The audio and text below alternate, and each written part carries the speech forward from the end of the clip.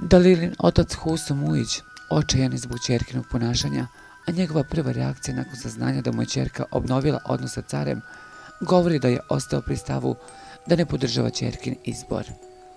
Ne pitajte me za nju, sa mnom je završila. Povukao sam se, više neću da komentarišem ništa, nema poente, rekao je Huso. Ne treba da se vraća, gdje da se vrati, sa onim Filipom da se vrati. Ovdje ne može živjeti, tu Dejan živi sad. On je uvek dobrodošao i njemu će biti prepisana kuća. Ja ću mu je prepisati. O caru mislim sve najgore, njoj bi poručio da se podhitno kloni onog propaliteta i nju će odvući u propast. Ta veza nije dugotrajna, sigurno, kakva veza. Vidi narod po ćoškovima šta se priča i kako se priča. Plakao sam, 2 puta sam bio u hitnoj i propušio sam. Nešto je stavljaju hranu, narod piše, rekao je Huso.